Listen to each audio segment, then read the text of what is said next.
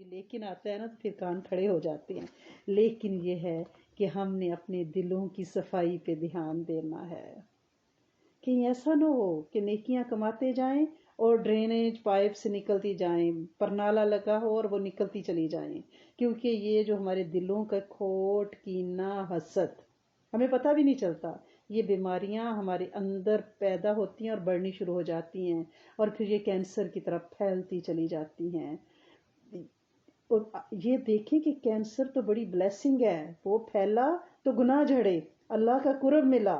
یہ پھیلی تو دوزخ کی طرف بڑھے، اللہ کے قرب سے دور ہوئے، کیونکہ اس کی مخلوق سے نفرت کی نا. جسمانی روگوں سے زیادہ روحانی روگ خطرناک ہیں. جسمانی روگ اللہ کا قرب دیتے ہیں، گناہ جھاڑتے ہیں. یعنی بندے کو کانٹا بھی چبھتا ہے تو اس کے لیے نیکیاں لکھی جاتی ہیں، درجات بلند کیے جاتے ہیں. لیکن اگر کینہ اور حسد دل میں آ جائے تو پھر تو اللہ پتہ ہے اس معاملے میں بہت سخت ہیں. اللہ پاک ہمیں معاف فرما دینا کہ جو دوسروں سے بغض اور کینہ رکھے گا اس کی تو دعا ہی قبول نہیں ہوتی. اور یہ پیدا کیسے ہوتا ہے ہمارے اندر؟ یہ کینہ یہ بنتا کیسے ہے؟ یہ حسد کیسے آتا ہے؟ ہم دوسروں سے جلتے کیوں ہیں؟ یعنی آپ یہ دیکھیں کہ بھائیوں بھائیوں کی بھی لڑائی ہے تو اس کے پیچھے بھی حسد ہے کہ اس کی بیوی زیادہ خوبصورت ہے، زیادہ کماتی ہے، اس کی زیادہ اچھی جاب ہے، اس کے زیادہ گھر ہیں. یعنی یہ ایک وجہ ہے. اس کا سٹیٹس زیادہ بہتر ہے ہم سے. حالانکہ کس بات پہ ہونا چاہیے تھا مقابلہ؟ کہ وہ دین میں اچھے ہیں، وہ حج کر آئے، وہ عمرہ کر آئے، وہ صبح شام اپنے بچوں کو دین کا علم سکھاتے ہیں، وہ 5 وقت نماز پڑھتے ہیں رات. اس پہ رشک ہونا چاہیے تھا. ہم الٹی سائڈ پہ چل نکلے ہیں. اور جب ہم وہ اپنے اندر غصہ دباتے رہتے ہیں نا اور نکال نہیں سکتے، اور وہ اندر ہمارے باطن میں جمع ہوتا جاتا ہے، گویا وہ بم بنتا رہتا ہے، اور یہی پھر کینہ بن جاتا ہے. اور اس کی نشانی پتہ کیا ہوتی ہے؟ لوگ برے لگنے لگتے ہیں، ان میں سے کیڑے نظر آنے لگتے ہیں، انہیں برداشت نہیں ہم کر سکتے. ہم کہتے ہیں کہ یہ بندہ ہم سے برداشت نہیں ہوتا. نفرت پیدا ہو جاتی ہے دل میں. اور یہ اس کے پیچھے وجہ کیا ہے؟ وہ جو ہم غصہ، حسد دبا رہے ہوتے ہیں نا اپنے اندر، وہ پھر اس بیماری کو بڑھاتا ہے. تو سب سے پہلے تو ہمیں اپنے غصے کی وجہ دیکھنی ہے. اگر ہمیں کسی پہ کوئی غصہ آتا ہے، کوئی ہمیں اچھا نہیں لگ رہا، کسی سے ہمیں خدا نخواستہ ہم کہہ رہے ہیں کہ بھئی آئی کینٹ اسٹینڈ ہر، یہ مجھ سے برداشت نہیں ہوتی بندی، پہلے وجہ سوچیں کہ وجہ کیا ہے. کہیں ایسا تو نہیں کہ وہ دنیا کے لحاظ سے آپ سے بہتر ہے اور آپ اسے ناپسند کرنے لگی ہو. ٹھیک ہے نا؟ ہر کوئی ہم میں سے ہر کوئی اپنا محاسبہ کرے. حضرت زبیر بن عوام سے ایک روایت ہے کہ نبی کریم صلی اللہ علیہ وآلہ وسلم نے فرمایا، آپ کو پتہ ہے نا کہ جب بھی آپ صلی اللہ علیہ وآلہ وسلم کا اسم شریف، آپ کا نام نامی لیا جائے تو ہم نے درود شریف پڑھنا ہے. ایک دفعہ نہیں، 3 بار صلی اللہ علیہ وآلہ وسلم کہنا ہے. تو رسول صلی اللہ علیہ وآلہ وسلم نے فرمایا، تم میں پہلی امتوں والی بیماری چل کر آئے گی، اور وہ حسد اور بغض ہے. کہ یہ پہلی امتوں میں بھی یہ بیماری تھی. دوسروں کے لیے نا دل میں نا کوئی نا ایسے ال فیلنگ، گندی سی فیلنگ چھپا لینا اور اسے ناپسند کرنا شروع کر دینا کہ یہ بندی، یہ میری درانی، یہ میری جٹھانی، یہ میری ساس، بہو، داماد، یہ مجھے نا بالکل ایک آنکھ نہیں بھاتے. جب یہ آئے نا بندے کے ذہن میں، پھر آپ دیکھیں کہ وجہ کیا ہے. اور یہ چیز دین کو کاٹ کے رکھ دیتی ہے. کہیں ایسا نہ ہو کہ اس عشرے میں ہم اعمال تو کرتے جائیں لیکن اندر کوئی آرا لگا ہو، کوئی کینچی لگی ہو جو ہمارے دین کو، ہمارے نوافل کو کاٹتی جا رہی ہو. ہم تو راتوں کو جاگیں، ہم تو بھوکے پیاسے رہیں، ہم تو تسبیحات کر کر کے ہماری زبان خشک ہو جائے، لیکن پتہ چلے کہ اندر ایک ایسی مشین لگی ہوئی تھی، تھریشر لگا ہوا تھا جو کہ اس کو سارے کو کچرا بنا کے نکالتا جا رہا تھا. لہٰذا اس ہلاک کر دینے والی بیماری سے ہمیں بچنا، اور وہ کیا؟ اپنے دل پہ توجہ کرنی ہے. دل پہ ہمیشہ توجہ کریں کہ کیا یہ لوگوں کو ناپسند تو نہیں کر رہا؟ کیا ہمیں اپنی نندوں بھابھیوں کے بارے میں کوئی نفرت تو نہیں پیدا ہو رہی؟ کوئی بھی رشتہ ہے، الف بے تے سے، مجھے نہیں پتا، میں رینڈم یہ بات کر رہی ہوں کہ یہ جو رشتے ہیں نا، یہ یہاں سے بات شروع ہوتی ہے، اپنوں سے. باہر سے تو ہمیں کوئی تعلق ہی نہیں ہے. اب مجھ سے تیسری اسٹریٹ پہ کوئی خاتون رہتی ہے اور وہ واک کر رہی ہے، میں بھی کر رہی، تو مجھے اس سے بغض کیا ہوگا؟ بغض تو جاننے والوں سے رکھا جاتا ہے. اور اس کا نقصان پتہ ہے کیا ہے؟ ایک تو सिला रहमी कता रहमी आ जाती है, यानी सिला रहमी ख़त्म हो जाती है, रिश्ते टूट जाते हैं, कता ताल्लुकी आ जाती है। इस बुग़्ज़ और कीने से, दिलों के मैल से। अब दिलों को लिशकाना कैसे है, दिलों को चमकाना कैसे है? क्योंकि ये तो हमारी नेकियां खा रहे हैं। हदीस में है कि जैसे खुश्क आग लकड़ियों को खा जाती है, ऐसे दूसरों के बारे में आपके दिल में जो मैल है ना, वो आपकी नेकियों को खाता जाता है। गोया हम नेकियां करते जाएं खुदा न खास्ता, और अंदर एक भट्टी लगी हुई है जिसमें वो यानी तंदूर में डाली जा रही हैं, खुदा न खास्ता जलती जा रही। हम ये बर्दाश्त करेंगे? हम बिल्कुल बर्दाश्त नहीं करेंगे, क्योंकि हमने तो बड़ी मेहनत की है इन नेकियों को कमाने के लिए। हम उन्हें ज़ाया कैसे होने दें? अब हमने क्या करना है?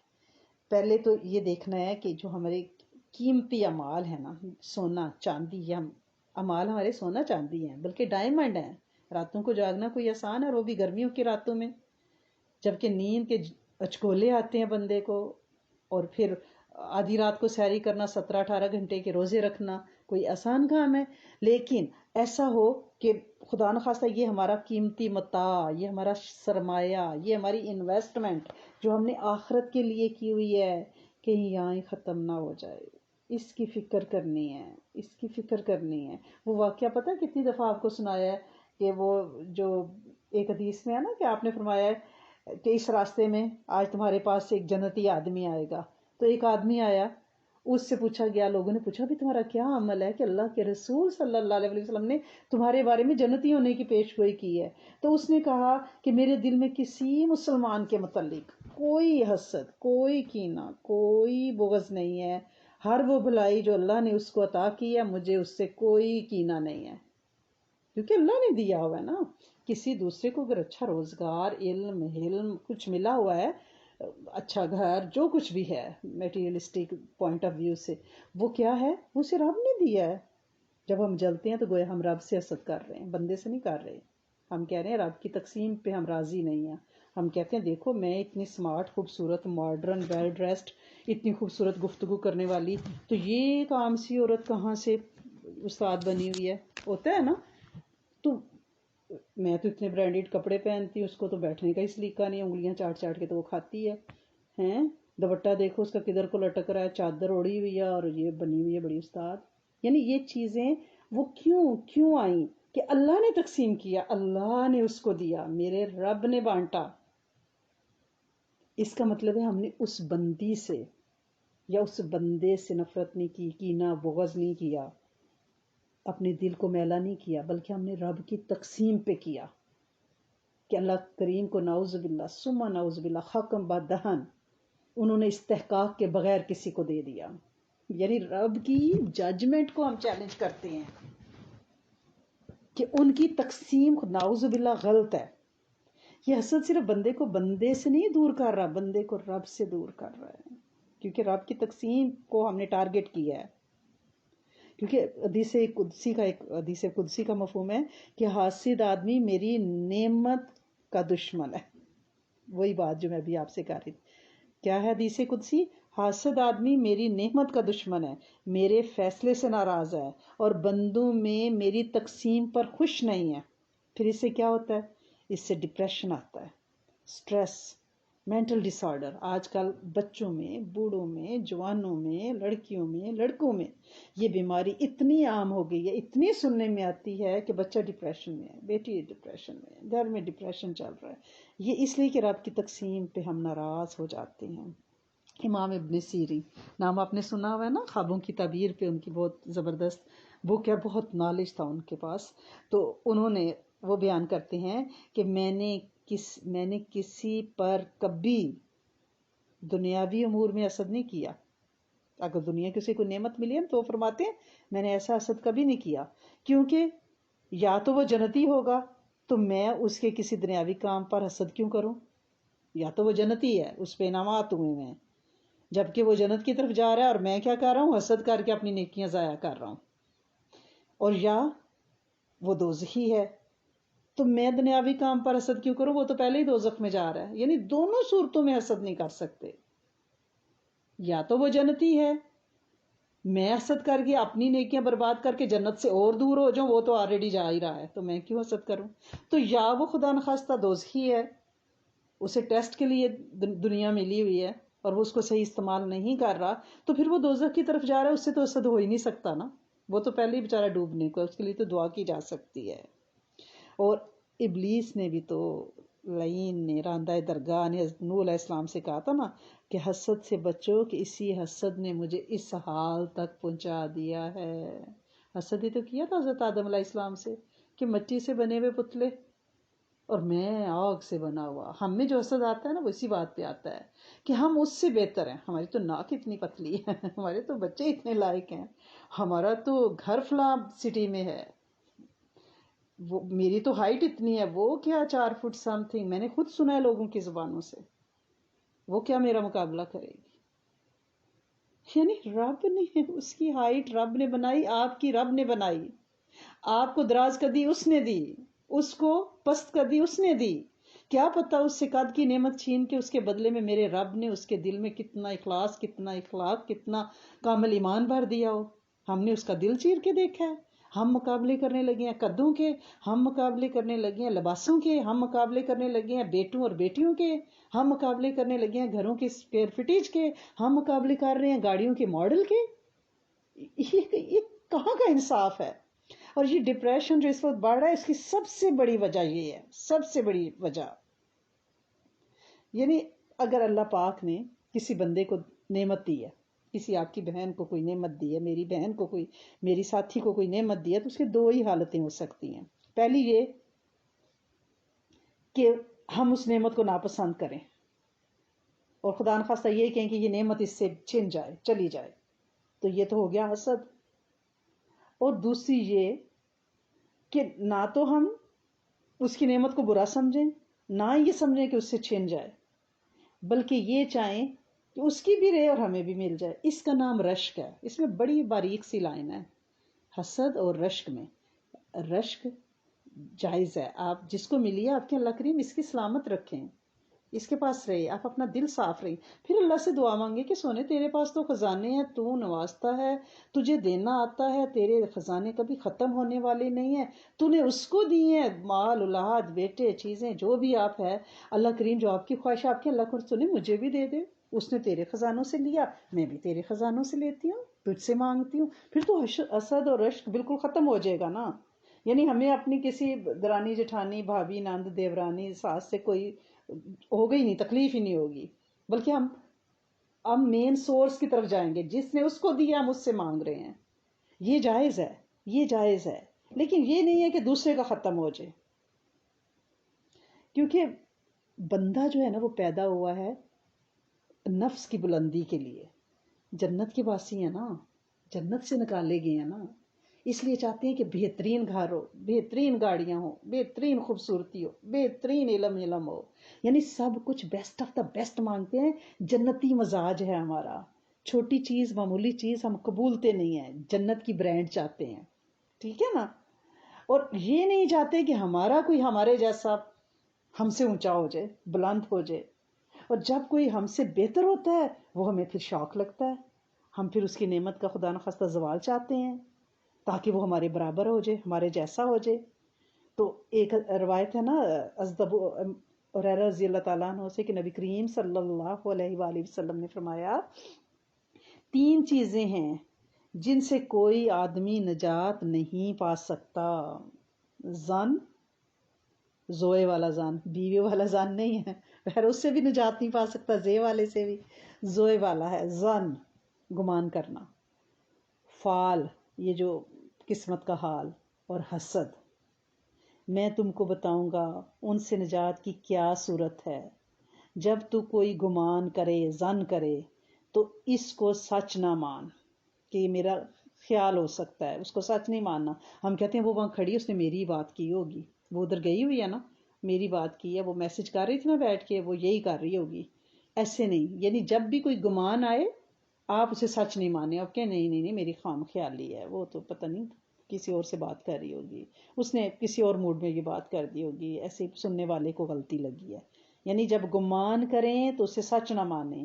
جب فال لیں، کوئی آپ کو کہتا ہے کہ ہائے آپ کے ماتھے کا یہ تیل تو لگتا ہے آپ کو بڑی کامیابیاں دلائے گا، یعنی ایسے ہی کوئی فال لے، کوئی آپ سے فال دے یا لے تو اس کی آپ پرواہ نہ کریں، نہ گمان کی پرواہ کریں، نہ فال کی پرواہ کریں، اپنے ارادے پہ قائم رہیں، اور جب حسد کریں تو اس چیز کی خواہش نہ کریں۔ آپ کو کسی سے حسد آتا ہے کہ فلاں کے پاس یہ چیز ہے، ٹھیک ہے، تو آپ کہیں اب تو میں اس کی خواہش کبھی نہیں کروں گی کہ میرے پاس بھی ہو، یہ پھر حسد ہو جائے گا۔ میں اس خواہش کو دل سے نکال دیتی ہوں۔ اس لیے میں اکثر آپ سے کہتی ہوں نا کہ ہر وقت یہ دعا کیا کریں کہ اللہ کریم جو چیز ہمارے مقدر میں لکھی ہے وہ خیر و برکتوں کے ساتھ ہمارا دھیان اس کی طرف کر دیں، جو ہمارے مقدر میں نہیں ہے ہمارے دل کی کھڑکیوں میں ان کا آنا جانا ہی بند کر دیں، ورنہ پھر دوسروں سے حسد پیدا ہوتا ہے۔ میری کب سے یہ خواہش ہے کہ میرا بیٹا جو ہے وہ میڈیکل کالج میں چلا جائے، وہ تو گیا نہیں، اس کا بیٹا چلا گیا، پھر حسد پیدا ہوتا ہے۔ آپ کہیں کہ نہیں نہیں نہیں، جو میرے بیٹے کے مقدر میں تھا وہ ادھر نہیں کیا، چلو لا میں چلا جائے، کوئی ڈپلوما کر لے، کوئی اور کورس کر لے، انجینئرنگ کر لے، دیٹس فائن۔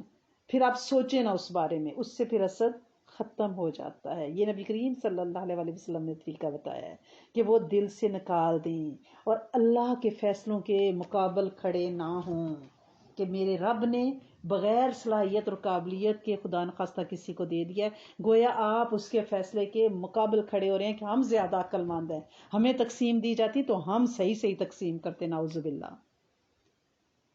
اور اس کا علاج میں آپ نے کیا کرنا ہے؟ دعا میں کہتی ہوں کہ اللہ کریم راضی بے رضا راضی بے قضا رکھیں، یعنی حسد کا علاج کبھی تو رضا بالقضا سے ہوتا ہے اور کبھی دنیا کی بے رغبتی، دنیا کو دل سے نکالیں۔ پلیز میں بھی آپ بھی اس پہ محنت کریں، دنیا کی طلب میں نہ پڑیں، یہ برانڈیڈ، یہ ریسز، یہ ہمیں یہ چاہیے، اب اس کے پاس وہ ہے، ہمارے پاس یہ ہے، ہماری گاڑی کا ماڈل وہ ہے تو اس کے گھر کا سائز یہ ہے، ان چکروں میں نہ پڑیں۔ دنیا سے بے رغبتی، آخرت پہ غور کریں، آخرت کی تیاری کریں۔ آپ جو بھی چیز طلب کریں، جو بھی خواہش کریں، یہ ہو کہ کیا آخرت میں اس کا مجھے کوئی فائدہ ہے، اگر نہیں تو اس چیز کو چھوڑ دیں۔ ایسا کرنے سے دل کو تسلی بھی آ جائے گی۔ جو آپ کا نفس چاہ رہا ہے نا، نفس کا انکار کریں، جو نفس چاہ رہا ہے نا اس سے منہ موڑیں۔ وہی نا جیسے مکہ والوں نے کیا تھا کہ جو آدمی کسی نبی کی نبوت پر حسد کرے اور چاہے کہ وہ نبی نہ ہوتا، وہ یہی چاہ رہے تھے نا، یا کسی عالم کے علم پر حسد کرے کہ اسے علم نہ ملتا، یا یہ نبوت یا علم ان سے چھین جائے، یعنی یہ خواہش کرے، تو اس کا مطلب ہے کہ اس کے اندر شریر نفس ہے، شر چھپا ہوا ہے، کیونکہ وہ اپنے سے آگے کسی کو بڑھتا ہوا نہیں دیکھنا چاہتا۔ اور اس کا وجہ پتہ ہے کیا ہوئی ہے؟ اس کی وجہ یہ ہوئی ہے کہ ہم نے ہارنا نہیں سیکھا، ہم نے کسی سے پست ہونا نہیں سیکھا، ہم نے مقابلے میں ریس میں صرف جیتنا سیکھا ہے۔ ہم نے شروع سے ہمیں یہ پٹی پڑھائی گئی بس آپ کو جیتنا ہے، آپ کو سب سے آگے رہنا ہے۔ اپنے بچوں کو ہمیں یہ بھی سکھانا ہے کہ بیٹے ہار جیت ہوتی رہتی ہے، اٹس اوکے۔ آپ کا اگر کلاس میں پوزیشن نہیں آئی دیٹس فائن، سارے اے پلس نہیں آئے کوئی بات نہیں، اگلی دفعہ صحیح آپ ٹرائی کریں، اٹس اوکے، آخر اے بھی تو آتے ہیں، بی بھی تو آتے ہیں گریڈ۔ یعنی ہم نے ماؤں نے اس بات کو بچوں کی کانوں میں اتنا کہ پھوپھی کے بیٹے سے تمہارے نمبر زیادہ آنے چاہیے، بس نہیں نہیں نہیں نہیں، ان کو تمہاری چچی کا بزنس بیٹے کا اتنا نہیں ہونا چاہیے، وہ گریجویٹ ہوئے تم کیوں نہیں ہوئے، میں تو کھلی کھلوتی مر جاؤں گی۔ یعنی ماؤں نے چیلنج بنا دیا بچوں کے لیے، اور بچوں کے دل میں پھر حسد، مقابلہ پیدا ہو گیا، گویا یہ ہمارا قصور ہے۔ ہم نے گھٹی میں بچوں کے یہ دیا کہ دوسروں سے تم نے آگے جیتنا ہے، چاہے دوسروں کو اڑنگی دے کے تم گرا کے ان کے اوپر سے گزرو، لیکن تمہیں بھاگنا ہے آگے، تمہیں جیتنا ہے۔ اپنے بچوں کو ہارنا بھی سکھایا کریں، اس سے ڈپریشن کم ہوگا۔ یہ ڈپریشن صرف جیت کی طلب سے ہوا ہے کہ ہم نے سوچا کہ ہم اپنے بچوں کو یہ بنا دیں کہ بس وہ بھاگیں اور ان کو کامیاب ہونا ہے۔ اس چیز کو اپنے بچوں میں ہمیں پیدا کرنا ہے۔ لیکن ایک بندہ جو یہ چاہتا ہے کہ دوسروں کی نعمتیں بھی برقرار رہیں، ٹھیک ہے نا، اللہ پاک فلاں اتنا اچھا قرآن پڑھتا ہے، دن میں 10 پارے پڑھتی ہے، میں بھی ایسے پڑھنے لگ جاؤں، اللہ پاک اس کو بھی اور ہمت دے، ماشاء اللہ، لا قوت الا باللہ، اس سے نظر سے بچا رہا۔ آپ کے سینٹینس میں ہر ایک دو جملے کے بعد ماشاء اللہ، تبارک الرحمن، الحمدللہ، یہ ضرور ہونا چاہیے کیونکہ جب یہ لفظ آپ کی زبان سے، میری زبان سے، ہماری زبانوں سے نکلیں گے نا، تو پھر دل میں رب کی محبت پیدا ہو جائے گی، اس کی قدرت کے ہم معترف ہو جائیں گے. پھر ہاں، ہم خود خدا نخواستہ ربی صفات نہیں لینا چاہیں گے کہ مجھے کیوں نہیں ملا، میں اس کو بانٹتی، میں وہ ختم ہو جائے گی. کیونکہ ہمارے اوپر ایک اتنی عالی شان ذات موجود ہے جو سوتی اونگتی نہیں، جس کے پاس خزانے ہیں، جو بے ستون آسمان کو کھڑا کرتا ہے، جو پانی دریاؤں سمندروں کے اوپر مٹی کی چادر تان دیتا ہے، جو پہاڑوں کی میخیں لگا دیتا ہے. اس کے لیے کیا ہے کہ وہ اتنے کروڑوں انسانوں کے اربوں خربوں ٹریلین ہیومن بینگز کو بناتا ہے، اور کسی ایک کے انگوٹھے کی جو لائنیں ہیں وہ دوسرے کے ساتھ میچ نہیں کرتی، ایک کا ڈی این اے دوسرے کے ساتھ نہیں میچ کرتا. سبحان اللہ. تو ایسے رب کی جب ہمیں طاقت کا پتہ ہوگا تو پھر ہم میں خود ہی عاجزی آئے گی. لیکن اگر کوئی یہ چاہتا ہے کہ اللہ پاک اس کو دیے، وہ اتنا اچھا قرآن پڑھتی میں بھی پڑھوں، اللہ پاک وہ روز 5000 درود شریف پڑھتی میں بھی پڑھوں، اللہ کریم اس نے آج 1000 درود ابراہیمی پڑھا ہے، اللہ کریم میں بھی پڑھنے لگ جاؤں. تو یہ ایسا ہی ہے جیسے دو غلام ہیں، وہ دونوں اپنے مالک کی خدمت میں آگے بڑھنے کی کوشش کرتے ہیں کہ ہم اپنے رب کو راضی کریں. ٹھیک ہے نا؟ تو یہ رشک ہے. اور فاستبقوا الخیرات، نیکی کے کاموں میں آگے بڑھنا ہوتا ہے. یعنی آپ دوسروں کی نعمت کے زوال کی دعا نہیں کرتے، اس کی بڑھوتی کی دعا کر رہے ہیں، اور پھر اللہ پاک سے طلب کر رہے ہیں کہ اللہ پاک مجھے بھی دیں. جیسے سورہ المطففین میں ہے نا کہ اس میں ریس کرنے والے ریس کریں، مقابلہ کریں. اور کل میں نے آپ کو حدیث سنائی تھی نا کہ 2 آدمی پہ رش کرنا چاہیے. ایک وہ جسے اللہ نے قرآن مجید عطا کیا، اس کا علم عطا کیا، وہ دن رات اس کو سیکھتا سکھاتا ہے. ایک وہ جسے مال دیا گیا اور دن رات اس کو خرچ کرتا ہے. ٹھیک ہے نا؟ اب اس چیز کو ہم نے کیسے اپنے اندر سے تکبر، غرور، سرداری، جیتنا، یہ بخل، یہ خبائث نفس، انہیں نکالنا ہے اپنے اندر سے. کلیننگ، اور یہ ایک دم سے نہیں ہوگی. یہ نہیں کہ ایک دن ہم کلیننگ لیڈی بلائیں اور کہیں کہ ہمارا گھر بلائنڈز ہر چیز ڈیپ کلیننگ کر، ایسا نہیں ہے کچھ بھی. اپنے نفس کی صفائی پہ ہمیں خود توجہ دینی ہے، اور every day, every moment, every single thought جو ہمارے ذہن میں آتا ہے اس کو ہم نے سوچنا کہ یہ رشک، حسد، تکبر، کینہ تو نہیں، کیا ہم دوسروں کو کم تر تو نہیں سمجھ رہے. اور یہ مرتے دم تک کی محنت ہے تاکہ شیطان کی چالوں سے ہم بچ سکیں. اب سورہ یاسین پڑھتے ہو روز صبح شام، اس میں بار بار آپ آیات پڑھتے ہیں، اور وہ آیات کیا ہیں؟ تم ہمارے جیسے ہی آدمی ہو، مان تم اللہ باشر و مثلنا. یعنی ان کو یہ تھا کہ آپ کیوں نبی بن گئے. مومنون صورت میں آپ پڑھتے ہیں اگر تم اپنے جیسے آدمی کی اطاعت کرو گے تو خسارہ اٹھاؤ گے. وہ ایک دوسرے کو کہتے تھے تمہارے جیسے ہی ہیں. پھر صورت نام میں ہے کیا یہی ہیں جن پر اللہ نے ہم میں سے احسان فرمایا؟ یہی ہیں، اور نبی نہیں ملے خدا نخواستہ. اور پھر یہ کہ سورۃ زخرف میں ہے کہ یہ قرآن ان 2 بستیوں میں سے ایک بڑے آدمی پر کیوں نہیں نازل ہوا جو سردار ہوتا، عام بندے پہ کیوں نازل ہو گیا خدا نخواستہ. عام تو آپ دیکھ رہے تھے نا، وہ اللہ کے ہاں کیا ہے، محبوب خدا، حبیب خدا، نبی خدا. ان کو اور ہمیں بھی نہیں پتا، ہم عام لوگوں کو سمجھیں یہ عام سی لیڈی، یہ عام سی ہے، یہ دیکھو ذرا اس کی ہائٹ اتنی ہے، اس کو تو کپڑے پہننے کا بس سب نہیں ہے. لیکن اللہ کے ہاں اس کا کیا مطلب مرتبہ ہے. ہمیں ججمنٹل نہیں ہونا، ہمیں دنیا کو ترازو میں رکھ کے نہیں تولنا، ہمیں ایویلیویشن کا کوئی حق نہیں ہے. ہم نے بندوں کے دل چیر کے نہیں دیکھے کہ وہ تقوی کے کس مقام پہ ہیں، وہ توکل اللہ کے کس مقام پہ ہیں، ان میں درویشی کی کون کون سی صفتیں میرے رب نے ودیت کر دی ہیں، وہ اللہ کے کتنے قرب والے ہیں. کہ وہ وہی تو نہیں ہے کہ جن کے بارے میں نبی کریم صلی اللہ علیہ وسلم کی ایک حدیث مبارکہ کا مفہوم ہے کہ بعض بندے دنیا میں چلتے پھرتے ہیں یعنی ایویں سے تمہیں لگتے ہیں، لیکن اب اگر وہ اللہ کے نام کی قسم کھا لیں تو میرے رب پہ واجب ہو جاتا ہے، لازمی اور قرار دیتا ہے میرا رب اپنے اوپر کہ ان کی قسم کو پورا کرے. کہیں وہ تو نہیں ہے. اس لیے ہم بندوں کو کیوں تولیں. ٹھیک ہے نا؟ اور اپنے قریبی والوں پہ آپ نے دھیان دینا ہے. جیسے بھائیوں میں، چچا زاد بھائیوں میں جو حسد ہوتا ہے، ہم منصب سے حسد ہوگا ہمارے قریب لوگوں سے. اس لیے پلیز اپنی میرے سمیت ہم کریکشن کریں اور یہ دیکھیں کہ کہیں ہمارے اعمال جو ہم نے ذی الحج میں اتنی محنت سے اکٹھے کیے ہیں کہیں ایسا نہ ہو کہ اس بیماری کی نظر ہو جائیں اور جل جائیں. ٹھیک ہے نا؟ اور یہ حسد ایسا ہی ہے، یہ ہمارے دل کی جو قدورتیں ہیں نا یہ ایسی ہیں کہ جیسے کوئی کسی پہ پتھر پھینکے اور وہ پتھر اسی پہ پلٹ کے آئے اور اس کی آنکھ اپنی پھوٹ جائے اور پھر اس سے بڑا پتھر لے کے مارے. کہ بھئی وہ تو ترقی کرتا جاتا ہے، میں اس کے لیے بد دعائیں مانگ رہی ہوں اور وہ تو اوپر ہی اوپر جا رہا ہے، وہ اس سے بڑا پتھر مارے، اس سے بڑا پتھر واپس اسی کو آ کے لگے. کیونکہ جو حاسد ہے نا اس کا اپنا نقصان ہوتا ہے. وہ ہانڈی ابلتی ہے نا چولہے پہ تو اس کے اپنے ہی کنارے جلتے ہیں، دوسرے کا تو کچھ نہیں جاتا، وہ ابلتی رہے. تو ہم ہانڈیاں نہ بن کے کہیں ابریں. اس کا طریقہ یہ ہے کہ دوسروں کے لیے دعائیں مانگنا شروع کریں، دوسروں کی مدح ثنا کریں، ان کی تعریف کریں، ان کی صلاحیتوں کا اعتراف کریں. کیونکہ ہمارے نبی صلی اللہ علیہ وسلم نے ہمیں امت سے محبت سکھائی ہے، امت کے لیے تڑپنا سکھایا ہے. اور آپ صلی اللہ علیہ وسلم نے فرمایا لوگ اس وقت تک بھلائی پھریں گے جب تک ایک دوسرے سے حسد نہیں کریں گے. یہ جو منفی جذبے ہیں نا، یہ ہم نے اپنے اندر سے مٹانے ہیں. وہ ایک حدیث مبارکہ کا مفہوم ہے کہ 2 بھوکے بھیڑیے بکریوں کے غلے کو اتنا نقصان نہیں دیتے جتنا مال کی ہرس اور حسد دیتا ہے.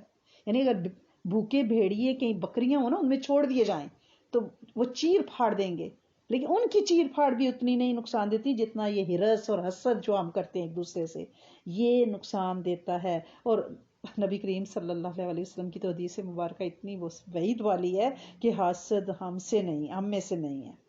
ٹھیک ہے نا. اور ویسے بھی یہ دیکھیں ہر منڈے اور تھرسڈے کو ہمارے اعمال اللہ کے ہاں پیش ہوتے ہیں، لیکن جو حاسد ہے اس کی تو اعمال ہی ایک سائڈ پہ پینڈنگ رکھ دی جاتے ہیں کہ سائڈ پہ رکھ دو نا، جب تک یہ کینہ ختم نہ کر دے، یہ ناراضگی ختم نہ کر دے. تو ہم ایک دوسرے سے محبت کریں. اللہ کریم ہماری سٹنگ کو قبول فرمائے انشاءاللہ، اور ہم سب کے دلوں کو صاف شفاف آئینے کی طرح کر دے انشاءاللہ العزیز، تاکہ قیامت کے دن ہم قلب سلیم، قلب منیب لے کے اللہ کے پاس پیش ہوں، اور میرا اللہ فرشتوں پہ فخر فرمائے کہ دیکھو میرے بندے کتنے صاف ستھرے ہو کے دنیا کی علائشوں میں سے نکل کے آئے ہیں، جیسے جوہڑ میں کمل کا پھول ہوتا ہے یہ ویسے ہیں. ربنا تقبل منا انک انت السمیع العلیم وتب علینا انک انت التواب الرحیم نستغفرک ونتوب الیک. یا اللہ یا رحمان یا رحیم یا ذوالجلال والاکرام یا حی یا قیوم. اللہ کریم ذی الحج کی برستی رحمت کی برسات میں ہم سب کو لتھڑ پتھڑ کریں اور ہم سب کی جھولیاں بن مانگے ہر مراد سے عافیت اور برکت کے ساتھ بھر دیں. سب سے پہلے تو ہم سے راضی ہو جائیں، ہمارے دلوں کو صاف کر دیں، ہمارے دلوں کو جوڑ دیں، ہمارے خاندانوں بہن بھائیوں کنبے کو محبت عطا فرمائیں. اللہ کریم ہمارے وجود کو جسمانی روحانی روگوں سے پاک کر دیں، اور یہ دعا امت کے لیے قبول فرما لیں. اللہ کریم ہر بچے کے لیے بہترین جوڑا مقدر فرمائیں اور آسانی سے ملا دیں. اللہ کریم ہر گود کو بہترین نیک بے عیب نسلیں عطا فرمائیں. اللہ کریم ہر طرح کی قدورتوں سے، حسد سے، جلاپے سے بچا لیں. اللہ کریم ہمیں ناکامیوں سے نپٹنے کے لیے ہمت عطا فرمائیں، اور اللہ کریم ناکامیوں کو قبول کرنے کا حوصلہ عطا فرمائیں، اور دوسروں کی کامیابیوں پہ خوش ہونا عطا فرمائیں، دوسروں کی نعمتوں پہ اللہ کریم راضی ہونا عطا فرمائیں. آپ کے فیصلوں پہ ہم راضی رہیں، راضی بے قضا راضی بے رضا رکھنا، خاتمہ بالخیر عطا فرمانا، اپنے علم میں سے علم، اپنے حلم میں سے حلم عطا فرمانا، بہترین اخلاق عطا فرمانا، تاثیر عطا فرمانا. ہم قابل نہیں ہیں، ہمیں قبول رکھنا، آخری بول کلمہ عطا فرمانا. اللہم صلی علی سیدنا محمد وآلہ وصحبہ وبارک وسلم. استغفر اللہ العظیم. آمین اللہم آمین. ارحمنا یا رب کریم. جزاکم اللہ خیرا کثیرا کثیرا.